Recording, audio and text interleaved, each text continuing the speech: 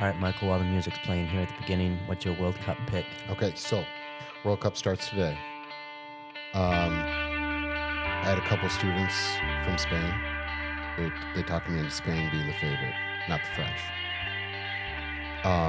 But the team I'm cheering for, Norway. Oh, really? The best players shares a name with my mother's maiden name. You know who I'm cheering for, Michael? The United States. The US of A. Yeah. My second and third teams always Netherlands. Yeah. And then Germany. And then if I had to have a fourth, it's Croatia. But I don't know if Croatia's even in this. Oh, yeah. I will go US and then Mexico. Those are rivals. Yeah, I know. You can't like both rivals. If they play each other, I'll choose. But I want Mexico to do well. Okay. Well, we'll see what happens. Listeners, feel free to share on Facebook your favorites. But your pick, like your dark picking horse. the USA. I always pick the USA. I know. Pick a dark horse that you want to in mind this The year. Is Netherlands. Norway. The Netherlands. Yeah, they're always a favorite. They're always like top 10. Like you got to pick like, I'm going all in Ivory Coast. Who's playing Mexico today? South Africa? South Africa. South Africa. Man, one time Mexico for South Africa, you seemed, some people would use. I'll think about it. Yeah. I'll try to circle back by the end of the episode. Hello and welcome to Let the Bird Fly, a podcast about living freely in the world given back to us. This is Wade here in the podcast studio, joined by my dear friend and colleague, the Reverend Dr. Michael Berg. Once again, you will notice we are without the Reverend Professor Jason Oakland, and he is not missing because he's working on his PhD. Although I think he's supposed to be doing that, he's not missing because he's teaching classes. He is not missing because he's in important college meetings. He's just missing. He is just missing. He may be on the podcast again at some point, but his mic has been down here for a while. It's out of sight, and it hasn't really moved in quite some time. At the same time, Mike, we've been getting wonderful feedback on the podcast lately, the episodes, the discussion, the topics. I don't know that is related at all, but it's just perhaps something to keep in mind. I wonder if he ever played soccer. Yeah, I don't know. He would have had some weird pick, though.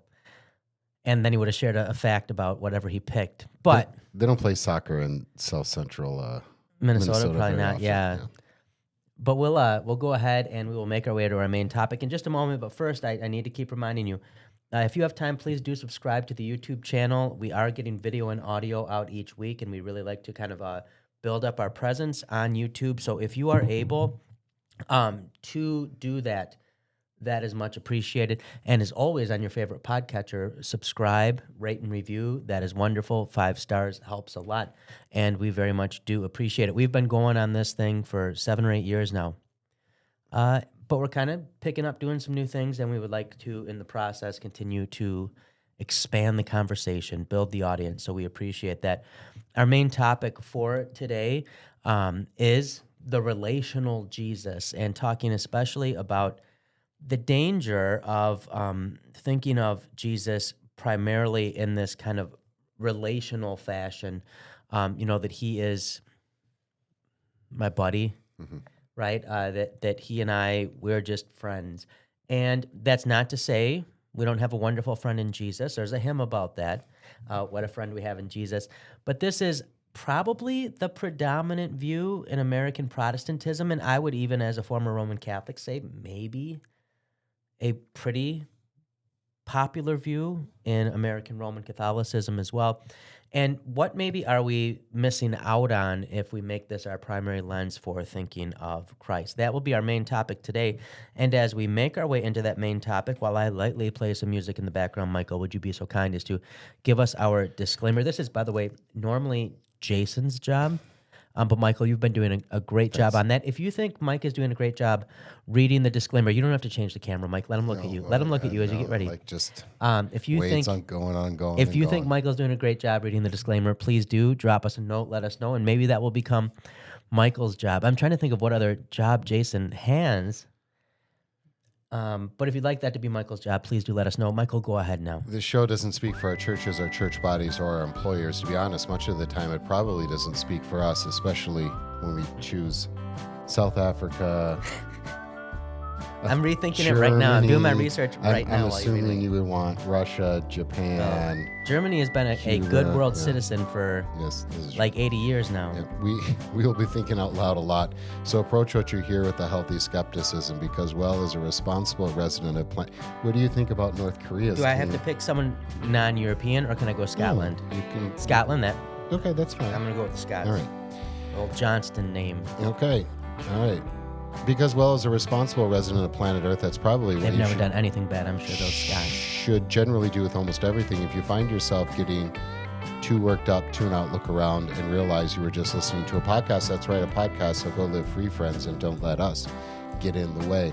All right, so I have USA, Go USA. then Netherlands, then Germany, then Scotland. Whiskey and freedom. And you have not USA, you said. No, I will cheer for you. I want the U.S. Your to one is win. USA then.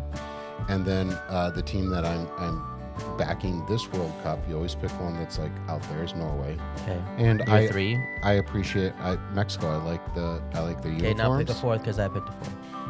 I've tossed out South Africa. So I have USA, Netherlands, Germany, and Scotland. I guess I did dump Croatia. Yeah, I like Croatia, but how about the Czech Republic? They play today. They play Japan today. I'll accept that. You have very unchurched countries. The last two. Well, I guess I do too. But all right. Well, with that, we will make our way to the main topic, which is the relational Jesus. And Michael, I'll let you open it perhaps by explaining for us as we start what you mean by this. Now, Michael picked this topic. This is something we've talked about for a while. And I think this does tie in with a few episodes we had on the presence of God for a while too. Mm-hmm.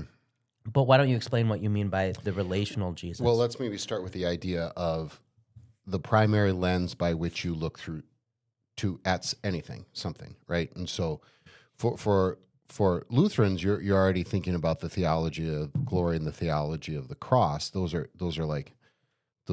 lenses you put on, and you see the world either through the light of the cross or glory, which would be, I can do this, I can get better. If I'm blessed, God must love me. If I'm hurting, God must be angry at me. I go with the information that comes through my senses, and I make rational conclusions. Is kind of at the core of that. But there's different lenses by which, again, you can look at anything, right? So let me give you a non-theological example: the brain. You can look at the brain through quite a few different lenses, and those lenses say more about you and your time and your culture than they do about the actual neurology of a brain. Yeah. And those lenses can be very helpful to understand nuances, but the danger is if that becomes your primary lens, you miss the nuances that maybe another lens would bring. So, for instance, there's been times when we look at brain activity through the lens of kind of like a telegraph, like information, or telephone, or electricity, like impulses, or what we're sort of at but maybe coming out of is the brain as a computer, right? And all of those can be helpful to understand the mystery of this part of God's creation, right? But if you get too locked in on one thing, for instance, if you get too locked in on like we're information, DNA is everything, you can become myopic in the way you think. And each of those things, not surprisingly, have to do more with the time and the culture. So in the computer age, we're going to think about things as information and input and output. In an ancient time, they thought about the body and maybe even the brain through like a hydro, like fluids, right? And so when we apply that sort of lesson to theology, we can see how we can take certain stories or certain aspects of Christology, or even how God relates to us and how we relate to him and our purpose in life through a lens that actually is probably more about us than about the actual facts. So we can think of, you can think of a Jesus that is victorious, right? Christus Victor, which is a beautiful picture in Scripture. And so Jesus almost becomes kind of a warrior fighting for us. In the past, in like the late 1900s, middle 1900s, and they would look back and go, at certain times there was a masculine Jesus and a more feminized Jesus. So like the YMCA was at a time that became a thing at the time of very masculine Jesus. The 80s, 90s, early 2000s, it's not a great term, but a more feminized Jesus, a softer Jesus. And that paralleled kind of like a compassionate conservatism of maybe the George Bush era, right? So we have to be wary, even though those things can be helpful, we have to be wary of, are we going too much, or are we molding Jesus too much to be in our image rather than the other way around? And a phrase that's been thrown out there for decades now is therapeutic. Moral therapeutic deism or Yeah, something? moralistic therapeutic deism. And that idea was God is distant, deism, but he's got a plan for you. This is maybe a little bit more on the Father and the sovereignty of God. And his job is to make you a moral person. And there's talking about your feelings, therapy, right? Like, how are you doing? It's very curved inward. It's not vocational. It's not cross-centered. It's more, God's got a plan for me, and I'm working this out. And I'm on my way to becoming a better person. So the explosion of therapy, by the way, in post young and yeah, Which has worked out great. yeah, has some benefits, right? Like, you are introspective in ways that maybe we should have been in the past, but you're introspective in a more scientific way rather than a more philosophical way. Yeah, I'm not saying it's never useful. I'm just saying that we made an industry of it. And that's exactly where I'm going, is like, therapy should be ideally something that you do for a couple months, maybe a year, and you work yourself out. This is not just one more thing that you add to your day-to-day operation. Well, and if you make a comparison to confession and absolution is where you go for the big sin that is troubling you. It's not where you go for the pastor to help you find new sins you were unaware of. And we did see, I would say in the last decade, almost this like fetishization of having disorders or mental illness. So you actually even had TikTok trends of people self-diagnosing, to where it almost wanted to like normalize or make you have value or be special by what was supposedly wrong with you, which I think is the end result of culturally turning people entirely within themselves. Yeah, and I think that's the danger, is that you're turning yourself. The focus, the centerpiece of this is your psychosis, your mental health, yourself, right? And we see this in a secular way. And I mean, this is, you're a completely self-defining creature. Yep. It's like existentialism run wild. Yeah. I mean, now Sartre would have rolled his eyes at it, but right. Yeah. And well, finally though, that it's the end. It's when you think it through where you end up. But yeah, it's still at the core free will sort of way of looking at things. Yeah, which Sartre acknowledged means you bear, and Kierkegaard, you bear a huge responsibility if existence precedes essence. If you have to define yourself, well, now the therapist becomes your guide for you, like not just defining yourself, but then accepting yourself, affirming yourself, all of this. Yeah. The goal there then is, once again, to find yourself, to become your authentic self, and Jesus becomes the helper in this way. So he then and who would think that would lead to anxiety and depression? Yeah. So in a secular way, just think about, we've talked about this, the burden of self-identifying, right? This is something that literally only a divine being can do, because only a divine being can see all and know all. You have limited experience and knowledge even of yourself. And while it seems to be freeing, because I'm trying to free myself from a culture, free myself from baggage, from my childhood, whatever it is, You're actually unmooring yourself very often, and you're getting to a point where the only thing left for you, the only possibility left for you is you yourself, right? And it's actually Which takes you right back to sin against the first commandment. Yeah. and it's a huge burden, Yeah. right? And so you never get out of that. You never get out of the maze as the rat, right? And how freeing it is to be identified from outside of yourself, extra nos. So this is not to say that we should not be introspective. It's not to say that there isn't a lot of need and good things that come out from not only general counseling, but pastoral counseling. It's not to say that there isn't it's not a really good question to ask, who am I? And who am I in relationship to other people?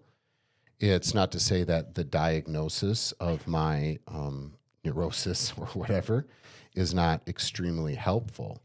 It is to say, if you find your answer within inside of yourself, and Jesus is this guide that's trying to lead you down these questions so that you find the correct answers yourself, this is then something that's not something done to you, but it's something you have to do for yourself. And we're right there. That's a theology of glory, right? Rather than the God working on you, and sometimes smacking you on the back of the head, and sometimes a lot worse. Yeah.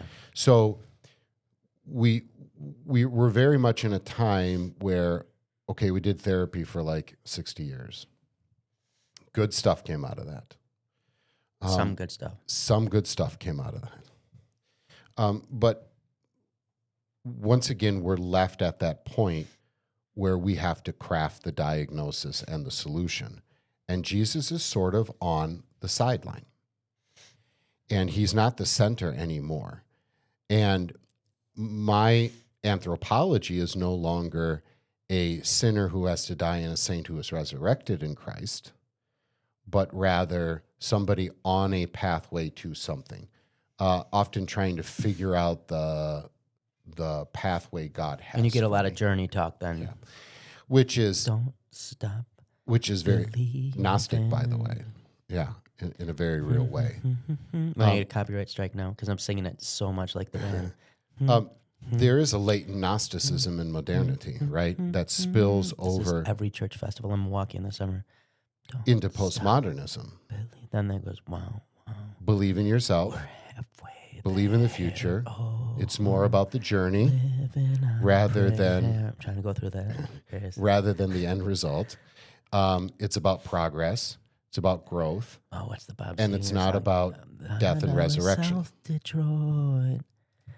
Sorry, I'm just going through Okay. the Do you want to all sing? the Catholic churches around me. I have the camera Summer on you. playlist. I have the camera on you. I'm Do you out want to now. sing? You I'm done? out. I did Are you Bon done? Jovi. I did Journey. I did Bob Seger. Okay. Probably work a little Skinnerd in there, but Okay.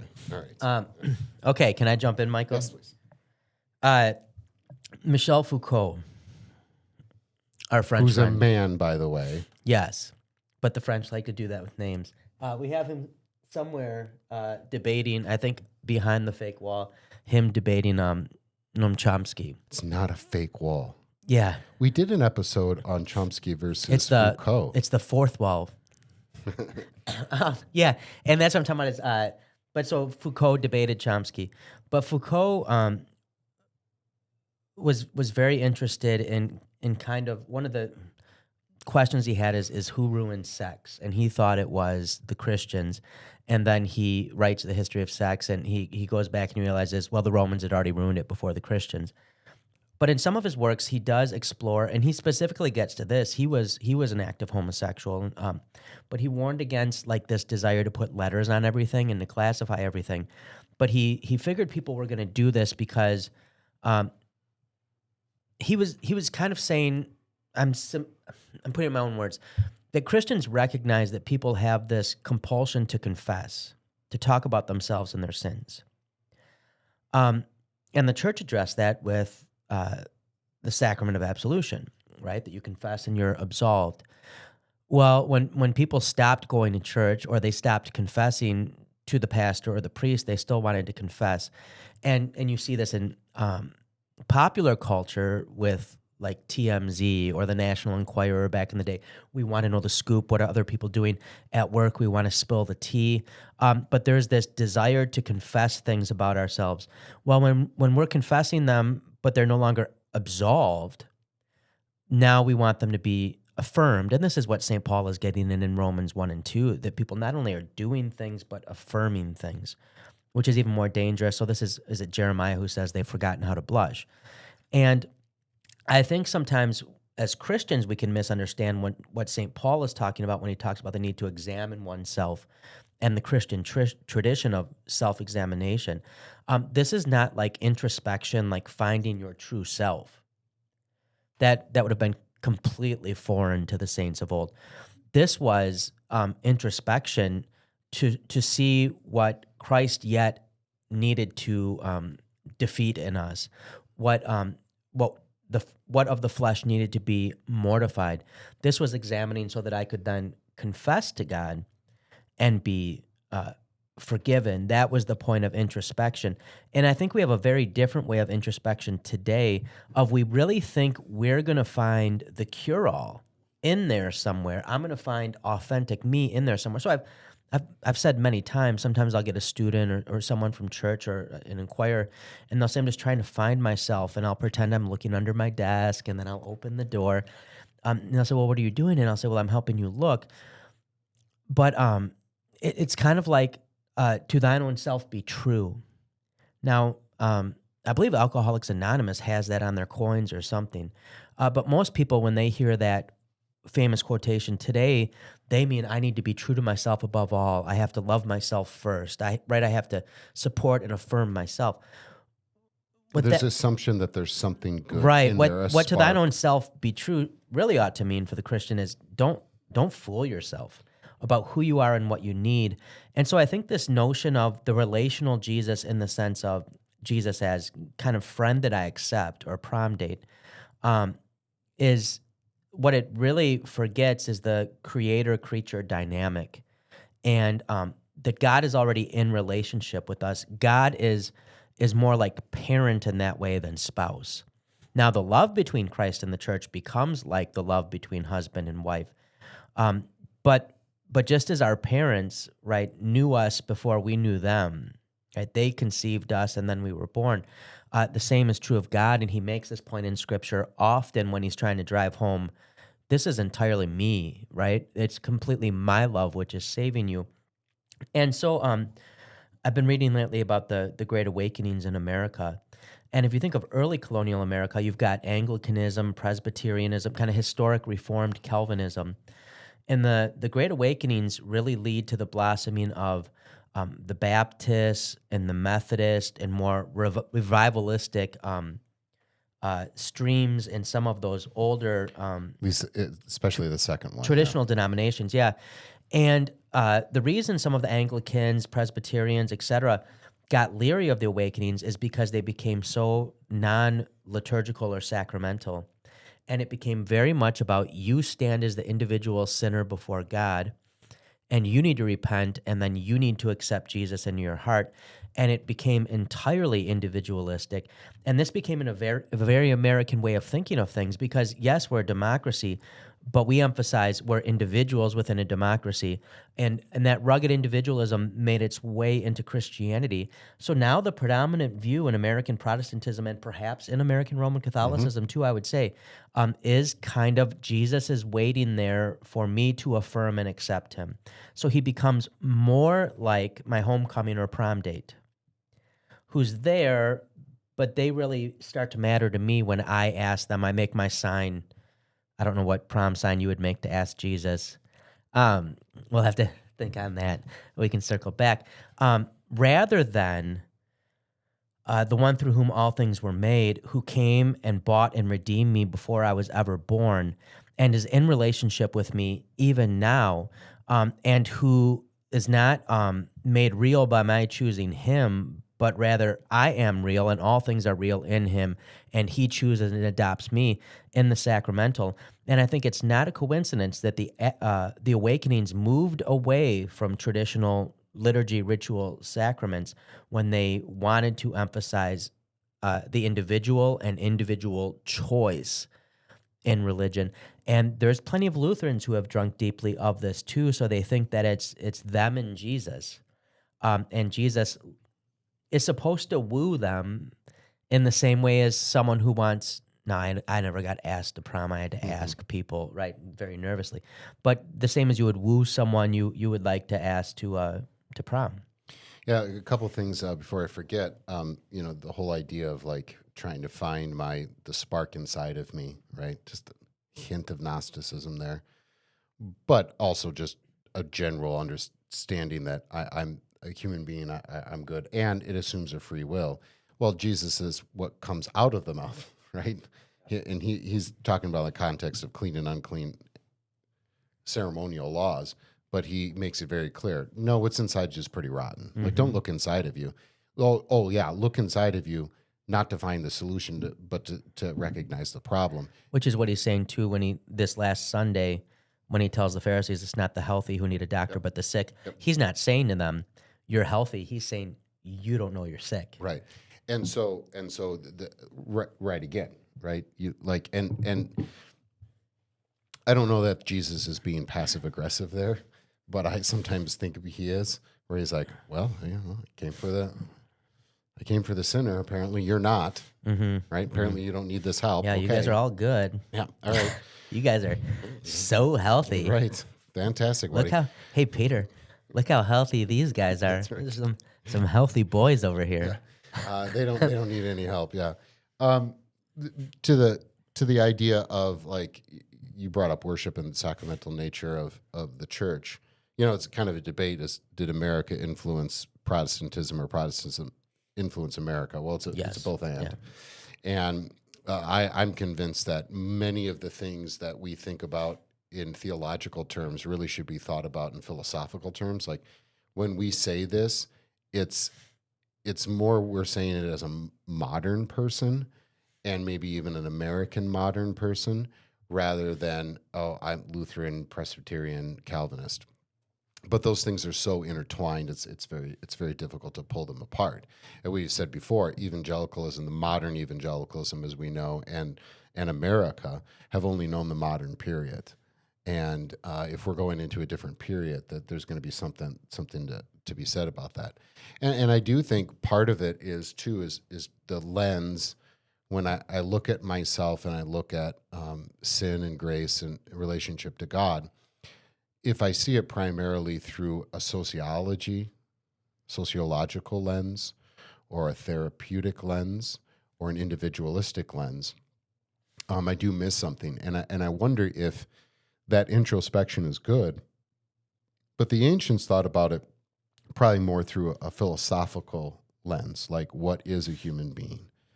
An anthropological lens. And I think that's very helpful. And back to the whole worship thing. If you assume a free will, right, which is really the question of free will has always been there, as we know.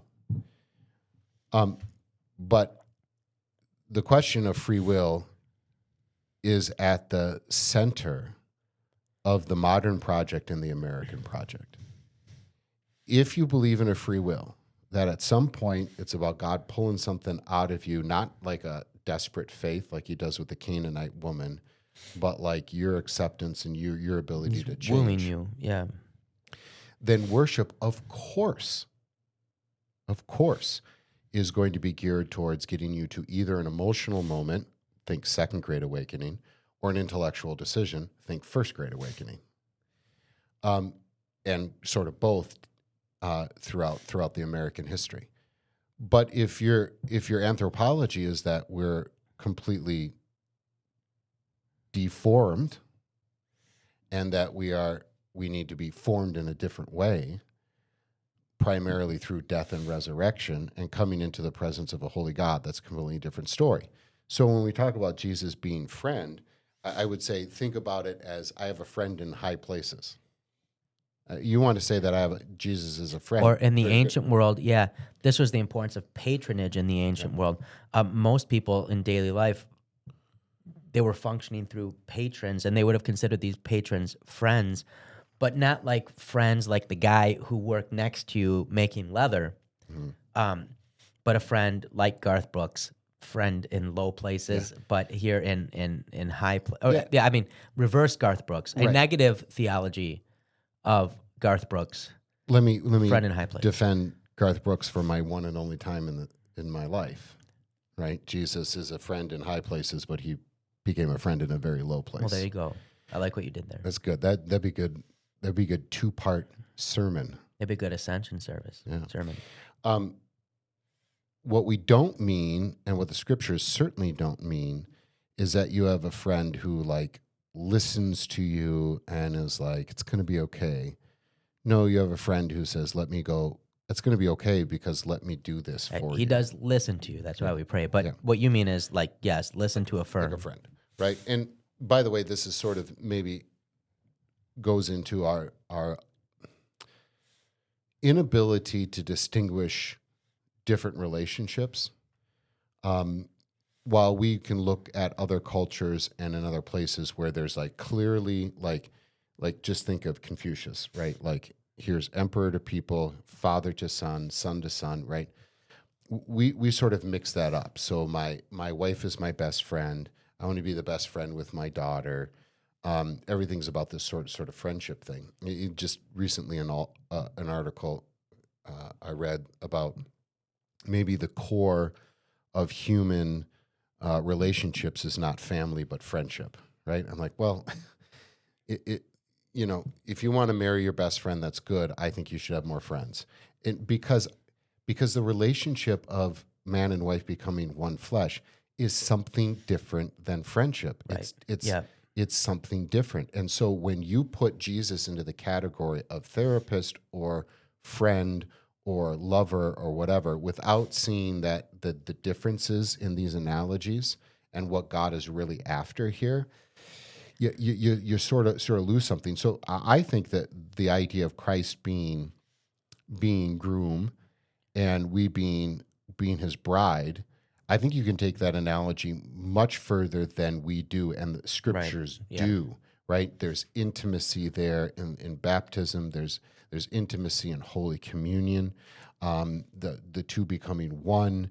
But if you go, oh, he's my husband, as in like, oh, he, I chose him and we're together as long as we choose each other. Right. Yeah. Then you've completely misunderstood the analogy. And so again, to think of lenses or categories, if you're putting Jesus in the category of friend, what we mean by this sort of friendship, by the way, in the last 50, 75 years was so much shallow than the friendship of like 1850 or 1400. Well, and that's what, But he's a friend in high place, not my buddy. Yeah, and so when C.S. Lewis in The Four Loves talks about friendship, you can tell that it's one of the dearest things to him. Like he cherished his friends. And I mean, he's not married till late in life. Most of his primary relationships for a lot of his life were friends. And even his brother was in many ways a friend. He was World War I. I mean, he had that. But he talks about it being the least necessary of the loves, meaning you have to have agape, and the average person, right? The world needs eros. And yet at the same time, he and others would have, I think, bristled at what we picture being friendship today. And I think you put it well when you said Jesus is not our friend, like he listens and then just, affirms. I would argue that's not a friend. Yeah. Because we tend to now think of it that way, that a friend is just there to support and affirm us. One of the things I cherish in our friendship, which I would say is a very, it's not a very needy friendship. Like we can go a while without seeing each other, whatever else. But if you say something that I think is off, or you're doing something stupid or wrong, I'm now more nicely than you would for me. I would point it out, and you wouldn't entertain fools either. There's been plenty of times where you would say to me, not an affirmation of what I'm saying, but kind of what I need to hear. And I think this also, we've done a disservice when we talk about the loneliness epidemic or people don't have friends. We've done a disservice in our culture for several generations now of telling people that that's the primary role of friend, is just to be there to affirm. And so people have affirmed their friends in terrible life decisions. They have enabled terrible life decisions. True friendship biblically, is rooted in a love that cares about what's actually best for the formation, for the character, for the salvation of the other person, and not just what feeds their will. But in many ways, nowadays we consume friends. Friends are there just to feed our will, to affirm our decisions, to make us feel special. And that doesn't mean that everything Michael says to me is critical or mean. Just most of what Michael says to me, right? And I'm joking. Michael's a good friend, but that I mean, I don't need someone in my life to affirm my will. I already do that. What I need is someone who can kind of stand outside of me and go, wait, are you thinking about this or what's going on with that? Now, yes, sometimes maybe I need to vent. Yeah, this is But not to say that a friend, can't have a unique role as a right. sympathetic ear and even be like, I totally get what you're saying. Right. But it doesn't mean Jesus is up in heaven No. and I'm just telling him everything I'm going through my day and what that person at work did that annoys me and how I need a staycation and then I'm kind of tired of my spouse and I deserve someone who recognizes my value or whatever else. And then Jesus is just like, girl, you're right. No, that's not at all how we are to conceive of that relationship, nor are such relationships, I would say, healthy. Well, it's a good point that I think you made better than I did, is that the very idea of friendship or therapist or whatever, that one is skewed. And so it's not just that you're putting Jesus in the wrong category. Your category is skewed. Yeah, yep. So And- it's double whammy. Yeah, and so this is why I think the four loves is such a great thing to put in front of people every once in a while, because it is something that people don't think about, even though it's not that complicated, and many people have heard it over and over again. Their day-to-day life, it's hard to that concept's hard to penetrate those day-to-day life relationships. We've said this many times, and we're not the first to say this, that you're losing this concept of friendship, right? And some of the danger is, if I don't have a real friend, maybe Jesus can be my friend. Right. Maybe he's the one that would like me, and that's sort of the Jesus likes you. Mm-hmm. No, he loves you, and there is Loves a you difference. with real love. Yeah. Yeah. Despite this, like, he doesn't.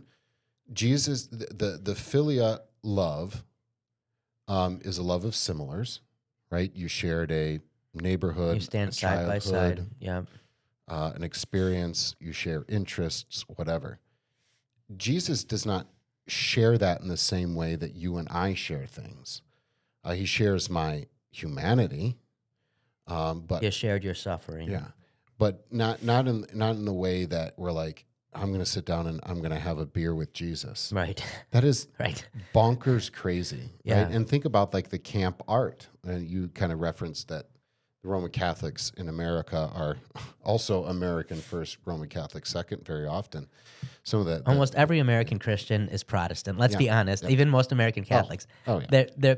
We all drink the same water. Yeah. My greatest. Functionally Yeah. Protestant. I had a great line from a man that I won't mention his name, was the largest Protestant church in America is the Roman Catholic Yeah. Church. Yeah. Because of free will and the things that we're talking about. So think of the camp art. I don't know if that's the right term. Like late 1800s, about 1950, that came out of sort of like American Catholicism, right? And in the evangelical Protestant and Lutheran world too, right? Jesus like taking the little baby up, Yeah. and What traditional Roman Catholics would call, in some cases, felt banner Catholicism. Yeah, because of the felt banners that we would make in the 70s and 80s, and they're overly sentimental, and yeah. And so that's, we don't want to dismiss the dear nature that Christ has for us, and his listening to everything that we've gone through, and like as if we were the only person in the world. But you have to also say that he is holy and I am not. Right. And He is creator and I'm creature. yeah, and He is forgiver and I am sinner. He's judge, Yeah. right?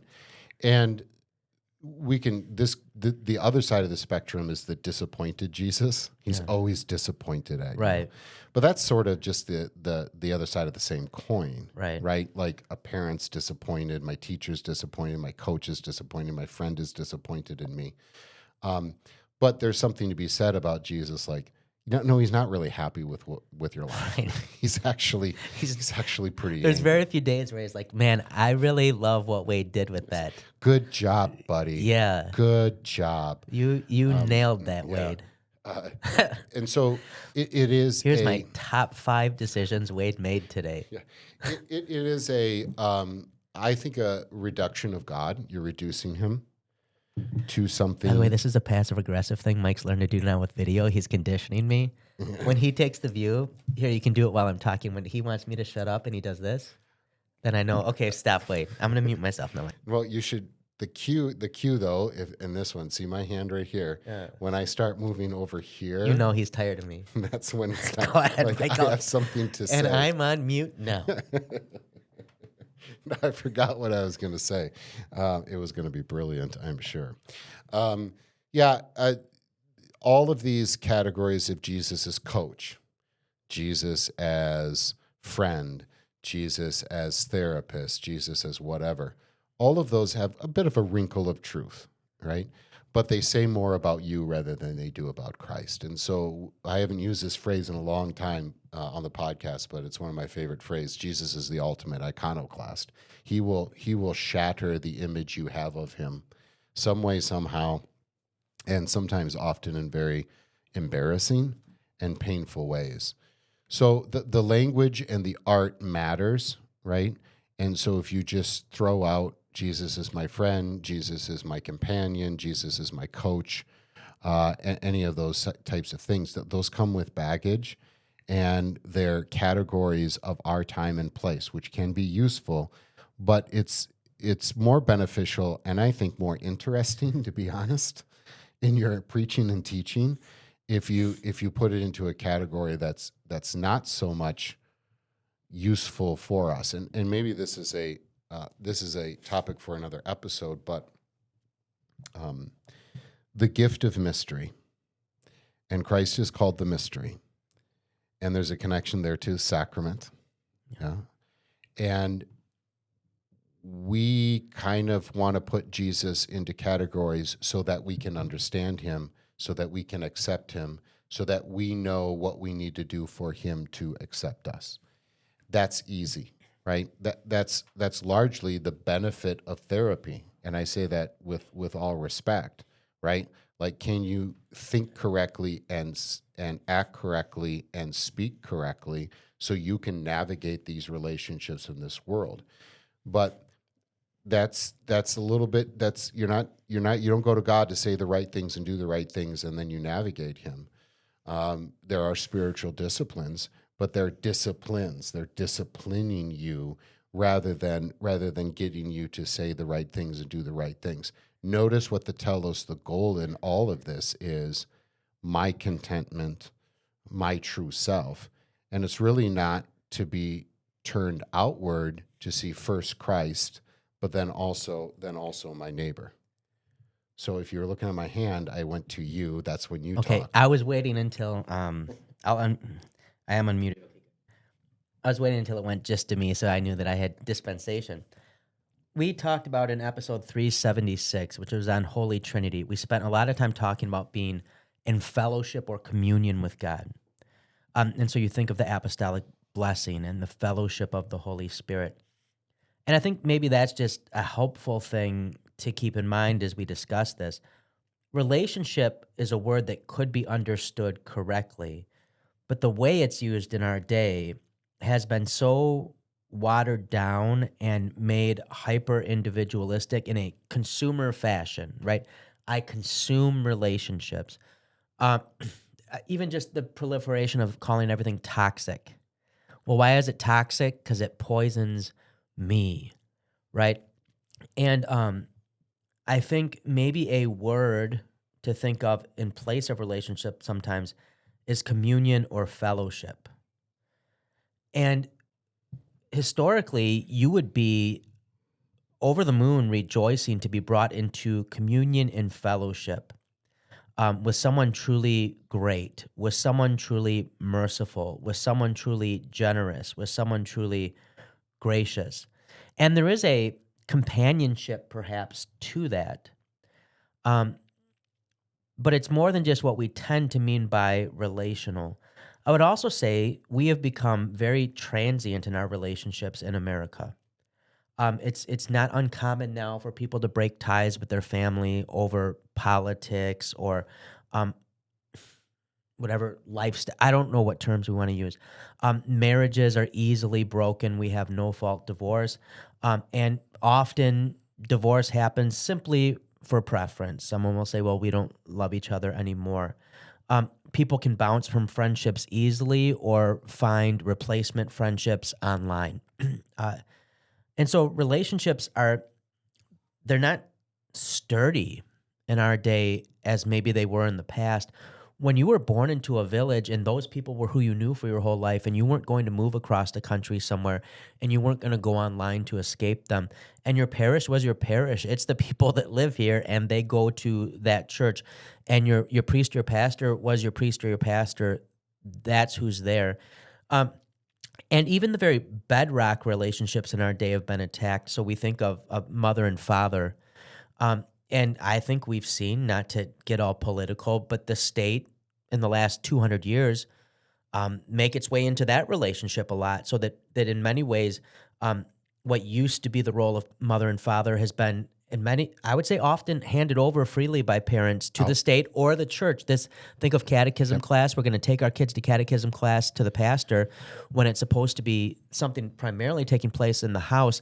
And so we've seen, and I'm not saying this happened in like a Spartan fashion or a fascist fashion or something, but it has happened that we've kind of just let these things slide, so that relationship in our parlance, it's not a sturdy word. And the things we would compare these relationships to, they're not as sturdy as they were in the past, whether it be parent and child or husband and wife. It just, I think communion and fellowship maybe are helpful to aug. I don't know if that makes sense, Michael. Yeah, and I think we talk about like working on your relationship, like it's this thing you tinker with and stuff. Where, no, you're placed in this. You have a placedness, family, community, vocation. That's your place. Yeah, I get the idea of like working on the interpersonal connections with people and be an active listener. All good. You can improve your relationship with your children. You can improve your relationship with your, sure, yes. But we think about these relationships as consumer things. Well, I worked as much as I could at this one. It's not working, so I'm going to find a different one. It's curved inward versus curved outward. And that sort of selfishness, wreaks havoc, doesn't it? Yeah. I think we're out of time, so can I end it, or do you have something? No, go ahead. And this time, Michael, if you are actually going to end it, this is a minor criticism as a friend. Remember, Hold on. Remember to say, let the bird fly, so that I don't have to try to work it in to say it after. So close with that, and then I'll play the music. I'm muting myself. I got the signal. Okay, thank you. All right. What we're after here is, if you put Jesus into these categories, it says more about yourself, and to stop and say, maybe I'm being curved inward, that Augustinian phrase of being curved inward or looking at myself. This is going to disappoint you in the end if you're honest at all. And so it sounds like we're like making Jesus tough, and we're making these relationships supposed to be like rigid rather than, like a nice feeling or whatever. But the truth of the matter, it is quite freeing. It's quite freeing when you have Jesus for you, a friend in a high place, who then allows you to go enjoy in grace these good gifts. And when everything's done for you by Christ, there's nothing left to do but let the bird fly. As your friend, Michael, I would like to affirm you. You wrapped that up very well. It was excellent. As a friend, I would like to affirm you, Wade. Thank you. And your Chippewa hat that you're holding on to. Like, that's loyalty. This is my workout hat I was lifting. I'm going to tell you right now, that's loyalty. And loyalty is missed in our selfish Can I go on a relationships. little rant like you did the other day? So it used to be back in the 90s, early 2000s that you'd get a hat, and the whole point of getting the hat was to break that hat in. You know, you do this. If it was worn, like you wanted a nice worn looking cap. If you were supporting your team, you wanted to look like you were.